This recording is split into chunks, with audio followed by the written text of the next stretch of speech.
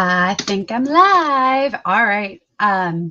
Sorry for that little delay. I know I originally thought I was going to hop on here at 12:30. However, I needed to make my sourdough. Sorry, I lost my train of thought there. My sourdough is something that I have been trying to perfect. It's something I've been doing gradually, needed to learn a little bit more here and there. So anyway, sourdough is in its stage of rising, and now I am here. So if you are joining me live, I am in a couple groups and live on YouTube. So I'm trying to do it all at once. So if you're joining me, please comment, let me know that you're here, say hi. Because I'm using an app called StreamYard, I may not be able to see your name. So if you can tell me your name and tell me where you are joining from. I am here in the Midwest in central Illinois.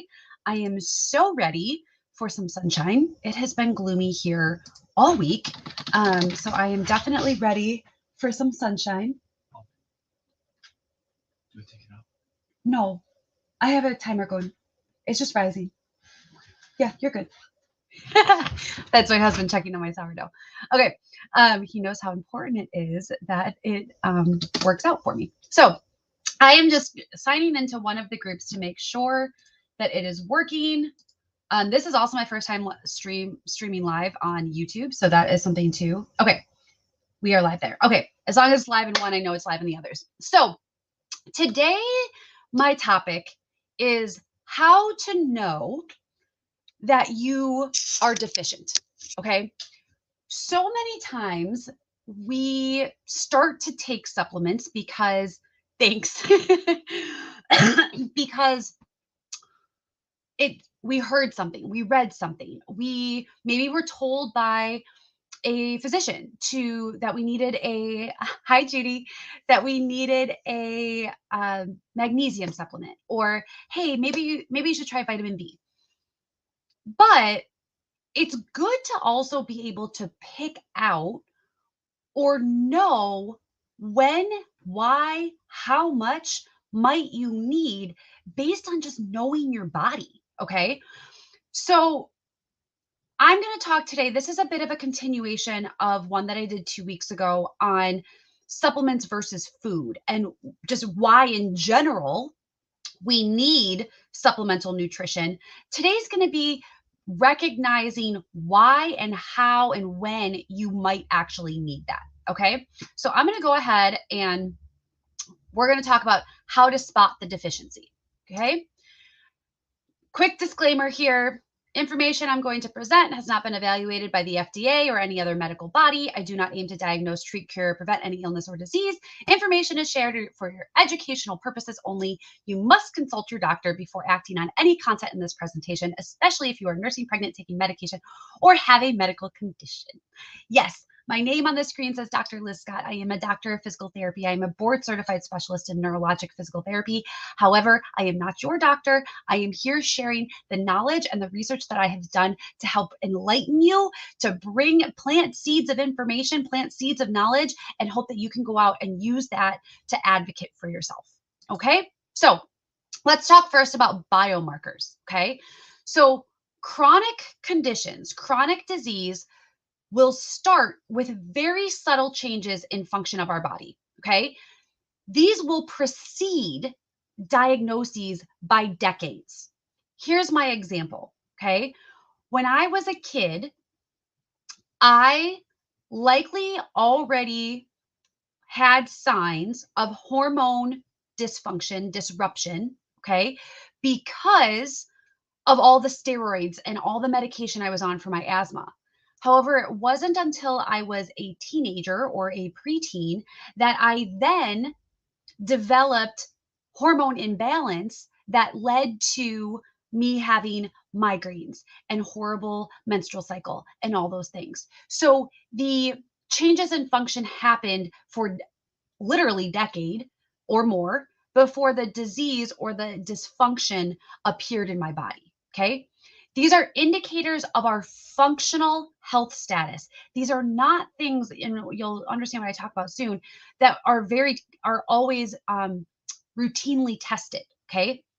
The chronic illnesses is really our genes responding to messages from our diet, our environment, and our lifestyle behaviors. This is a different train of thought, you guys. This is not what traditionally we are told. We are told that there's a genetic component, and because that gene is present, we are going to have XYZ. That's not the case, and I'll talk more about that. These are the smoke signals. So these biomarkers are your smoke signals that the fire of altered health is around the corner. Okay. They provide time to take steps to avert the fire or the chronic illness and alter its progression. So, what is the primary culprit of disruption? It is our dependence on medications, both prescription and over the counter. This is a quote from Dr. Alan Roses, who was the president of genetics at GlaxoSmithKline in 2003. And he said, the vast majority of drugs, more than 90% of them, only work in 30 to 50% of the people. But what happens is the clinical studies that are done disregard those that don't show positive change with the drug, because as long as they meet a certain threshold, they can get the drug to market. Okay. More than 90% of the drugs only work in 30 to 50% of the people. That does not give me hope that you're going to give me something and it's going to make a difference in my life or in my body. So, knowing that and recognizing that if you are told that you need to be on something and you don't feel anything, you need to ask questions about that. And you can be almost certain that there has been no study ever done to demonstrate the safety and effectiveness for the particular combination of medications that each individual takes. I used to work with a geriatric population when I was in the clinic, and it was so common for me to see them come in with 8, 10, sometimes upwards of 12 different medications that they were taking. There is no study out there that has looked at the unique combination of those 8, 10, 12, I would say even 2 to 3 medications and what they are doing to your body at the same time when taken together. No study on the safety and effectiveness of polypharmacy. Okay. So our genes, it is important to understand the Human Genome Project was a huge project, and it brought to light so much of this thought, of this field of study. There is no specific gene for a specific chronic disease. There are families of genes that, when exposed to certain environmental factors, lifestyle factors, the family of genes can be modified in their expression, such as, let's say, to turn on the storage of fat. However, each individual, that expression will vary tremendously. It has to be individualized. The process has to be individualized. A great example of this is autism. Dr. James Watson established a research group searching for the genetic basis of autism and schizophrenia. What they found was that there were more than 300 different unique individual genes with some relationship to autism, but not one of them was strong enough to be tagged as, you have this gene, you will develop autism. They could not narrow it down to that. So 300 different genes could potentially make you more susceptible to the development of it. But in the last decade, there has been a tenfold increase in the incidence of it. And it is not because our genes are changing. It is because our environment and our lifestyle and our diet is changing. And so those messages being sent to our genes are changing. And that is leading to the change in genetic expression. Okay, I want to talk to you about a Greek island called Icaria. Okay. If you've heard me talk, I love this because the liquid collagen that I use as a supplement is called Icaria Glow. And there's a very specific reason for that. This Greek island is known as a blue zone for its healthy longevity. They are known for the number of centenarians. Centenarians, I said that right. Okay. The number of people living above 100 degrees, and it's because of their good health and vitality. Their diet is fresh fish, plant-based, unprocessed foods, clean water, local olive oil, herbal tea, and red wine. Anyone else? Let me know if you're watching, if you're a fellow red wine lover, okay? Their main transportation is walking. But the caveat is you take these unbelievably healthy, vibrant, full of vitality, energetic people, and you move them to other places and have them adopt a different lifestyle, they also still develop the chronic illnesses. It is the environment, not just the lifestyle, not just the diet. It is the integration of all three that affects our genetic expression. So, how do you know if there's an imbalance? What are you looking for, right? Okay. Last week, the reason I wasn't on last week we all had influenza A. So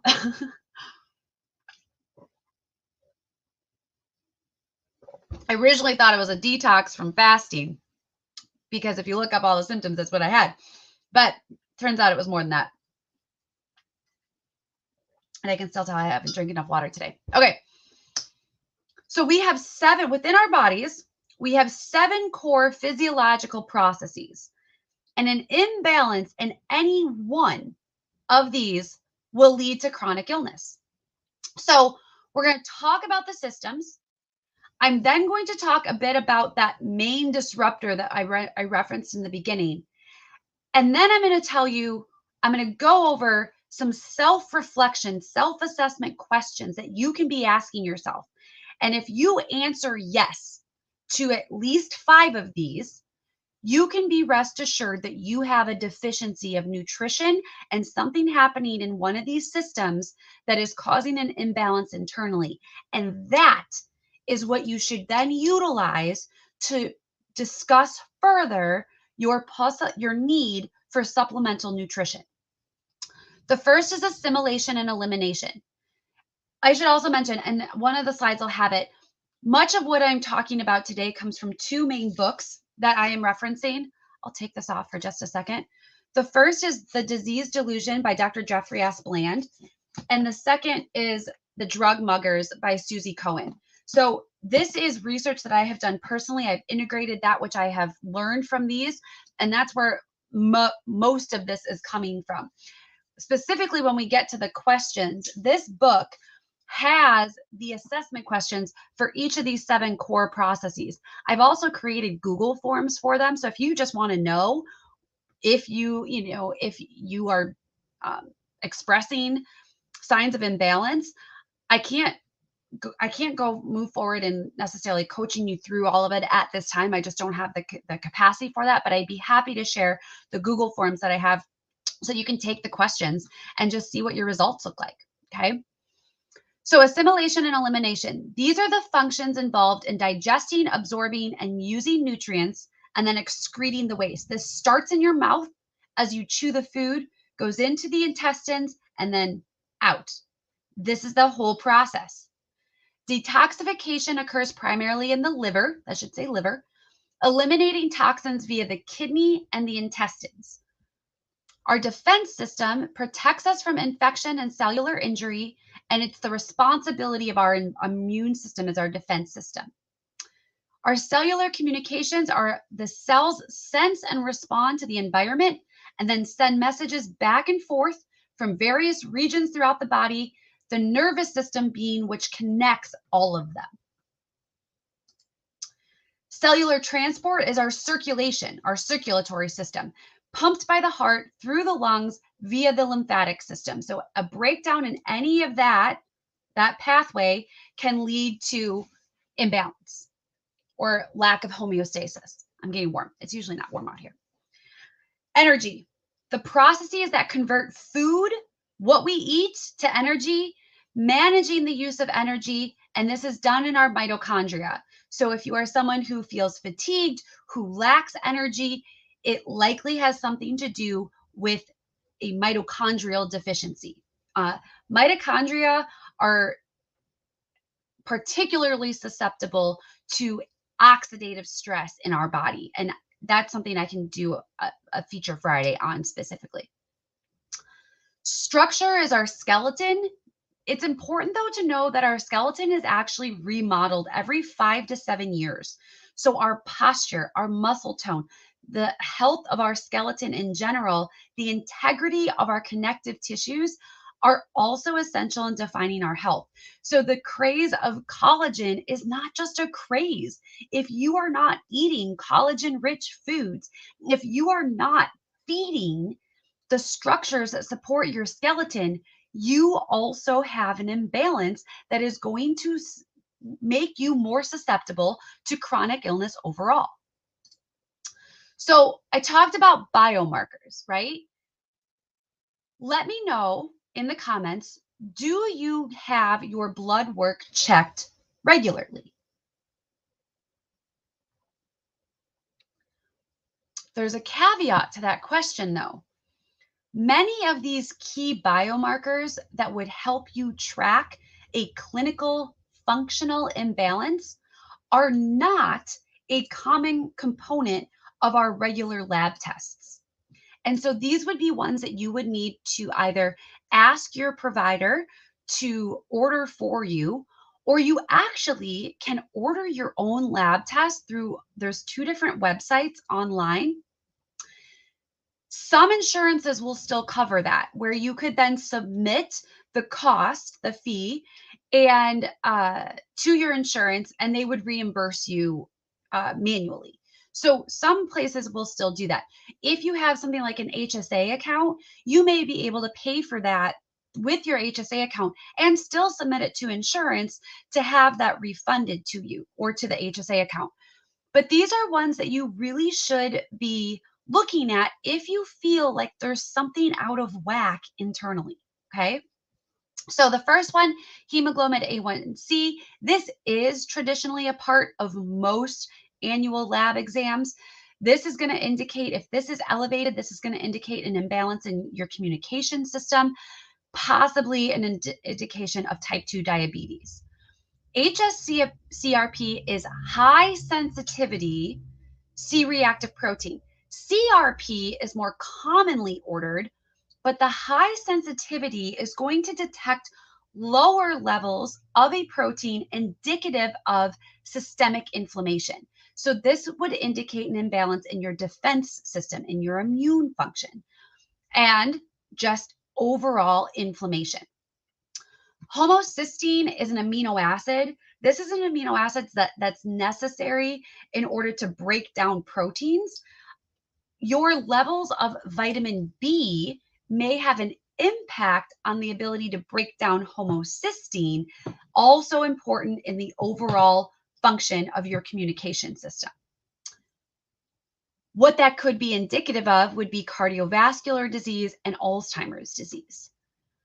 Transglutaminase is a tissue test, actually, that is the gold standard for diagnosis of celiac disease.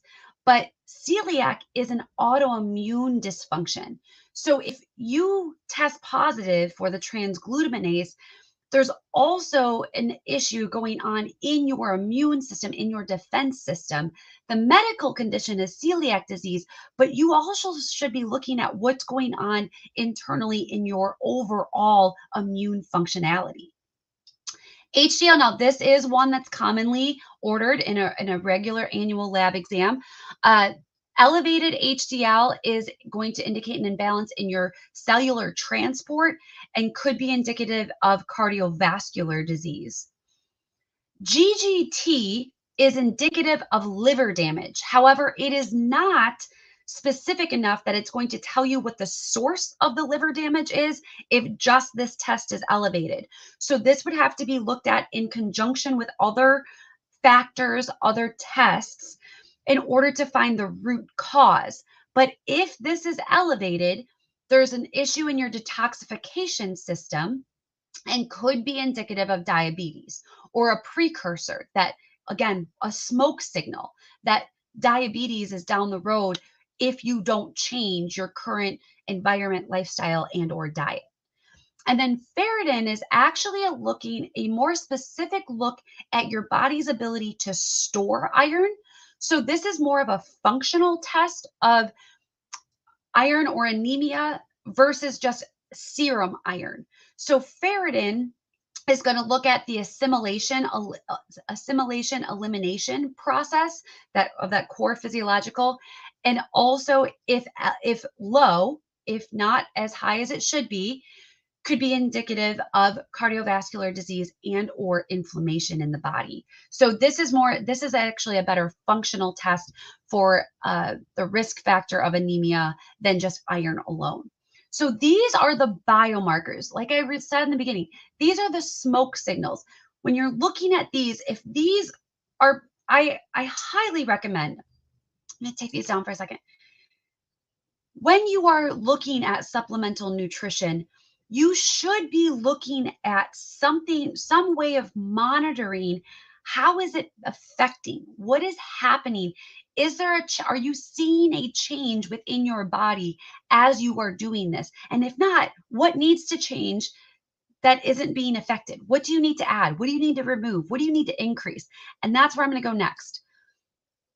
Drug muggers. The definition of a drug mugger is an over-the-counter or prescribed medication, food, herb, medical condition, or lifestyle choice that is capable of robbing your body's natural stores of an important vitamin, mineral, or hormone. Okay? This is an example, and this is from my last presentation. This was up on my last one. Acid blockers and antacids, or otherwise known as proton pump inhibitors. Very common, most of them available over the counter now. Unfortunately, many people pop these like candy, and they block the absorption of every single nutrient, every morsel of food you put in your mouth. If you are taking an antacid, a proton pump inhibitor, you are not absorbing the same level of nutrients as someone who is eating that exact same food, but not taking a proton pump inhibitor. These substances steal nutrients from your system or prevent your body's ability to absorb the nutrients from that. If you run low on even one vital nutrient, you can experience a veritable cascade of side effects. Just one, okay?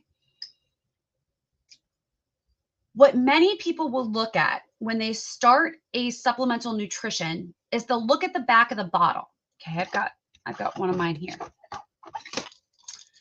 And they'll look at that percent daily value. That percent daily value is a reference dietary intake, an RDI. The suggested amounts for nutrients within this percent daily value are not enough to provide optimal health. They are also not enough to offset drug mugging effects of medications or lifestyle. These are minimum requirements. Minimum such that they would keep you from developing a deficiency or perhaps keep you from dying of that deficiency. Couple of examples listed here: vitamin C, B1, and D. But that percent daily value, if you fall into the category of what I'm about to talk about, is not going to be enough to get you to optimal health, meaning you're going to need more of that nutrient for a certain period of time to bring you up to optimal level and then drop back down to your percent daily value. But until you have gotten up to where you need to be, that if all you're taking is the minimum, all you're doing is minimum. You are not combating anything. So let's talk about some common presentations. If you or someone you know suffers from depression, osteoporosis, or an irregular heartbeat, you may have a magnesium deficiency. Some drug muggers of magnesium are female hormones, such as birth control or hormone therapy used in menopause, diuretics, raloxifene The drug name is Avista, anti-inflammatories, and aspirin. How many people, tell me if you're watching live still, or if you watch the replay, how many people do you know that are on aspirin on a daily dose because they have signs of cardiovascular disease? How many people do you know that take anti-inflammatories regularly? There is an epidemic of over prescribing of birth control for reasons other than birth control that is leading to the nutritional deficiency in women across the world. That's a whole nother soapbox. I'm not going to go there right now. If you have bald patches, loss of taste or smell, erectile dysfunction, or chronic diarrhea, you may have a zinc deficiency. Drug muggers that will lead to this, that will impede your body's ability to absorb zinc, are anti-inflammatories, antibiotics, antacids, ulcer and heartburn medication, diuretics, and again, estrogen drugs. If you are someone or you know someone who has cataracts, macular degeneration, liver problems, high levels of heart attack promoting substance, the homocysteine, you may have a glutathione deficiency. The primary drug mugger of glutathione is acetaminophen. Did you also know that acetaminophen is the #1 cause of drug-related presentation to the ER? It's an over-the-counter. Everyone's got it in their house, right? Not safe. Again, not going to dive too deep into that. But did you know that taking Tylenol could cause you to lose your vision in the future? If you are someone who suffers from weight gain, or you know someone, depression, fatigue, anemia, nerve pain, sensations of pins and needles, you likely have a deficiency in one or more of your B vitamins.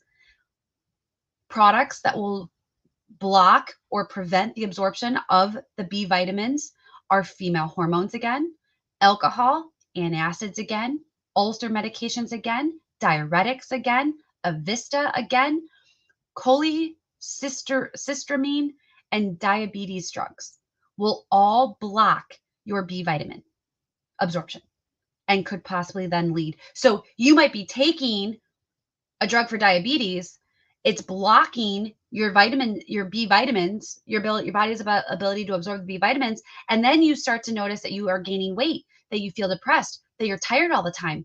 You have your blood run, and now you're anemic as well. You have nerve pain. You have these pins and needles, all because that drug is blocking your body's ability to absorb the necessary nutrients to then prevent all of these other side effects.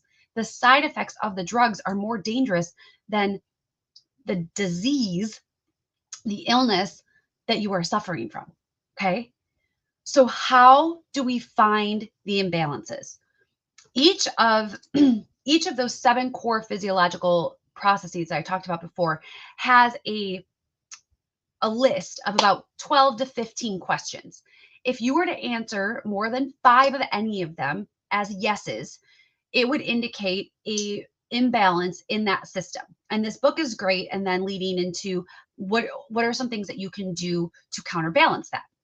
What I'm going to present to you are a host of questions that would indicate imbalances over multiple systems, such that if you are answering yes to, I would say, more than 3 of these, it indicates that there is an imbalance in at least 1, likely 2 of the systems, and looking at what are those systems and how do I bring them into balance would be where I would focus your supplemental nutrition. Okay. So the self-assessment. I would love if you are still on live, or if you are watching this on the replay, take a quick look. What do I have here? I've got 5, 10, I've got 13 questions here, and drop a number. Tell me how many yeses you have to these questions. Do you have any food sensitivities? Do you experience brain fog? Do you get skin rashes of unknown origin? Do you suffer from chronic pain in joints or even intestinal pain? Do you have low energy? Do you have trouble getting to sleep or staying asleep? Do you frequently take anti inflammatory medications or any prescription medications? I think that one's pretty obvious why that one's on here based on what I just talked about. Is your blood sugar abnormal? Is your blood pressure elevated? Do you have changes in vision? Do you have muscle pain? Do you experience headaches? Are you forgetful? So I'm going to leave this up for a minute. I'd love if you, as you go through that, do you have at least three of these that you would answer yes to? If anyone wants, again, the links to the system specific questions, I'm happy to put those in the comments, give you the links to those. I'd love to at least give you an idea of where your imbalances may lie. But what is so important, I'm gonna go ahead and take this down. Screenshot it if that's what you want to take a look at, screenshot and answer it. But the whole goal of this is to help you recognize that some of the things that we as a society have unfortunately gotten to the point where it's normal to have brain fog as we age. It's normal to have joint pain as we get older. It's normal to not be able to stay asleep. You're not supposed to get 7 hours of sleep your whole life. You are. You absolutely are. And if you're not, if those things aren't happening, if you have deficiencies in any of those 13 areas, and that's not all encompassing, that's not optimal health. That's not maximal living. And there is ways for you to modify your diet, your environment, and your lifestyle in order to improve and bring about a more optimal internal health that then leads to the external expression of just feeling better. I hope that this was helpful. I'd love to answer any questions you might have. Continue to join me on Fridays for Feature Friday, whether it's a topic or a product that I may discuss. And I look forward to seeing you all next week. Have a wonderful, hopefully sunny and beautiful weekend, and God bless.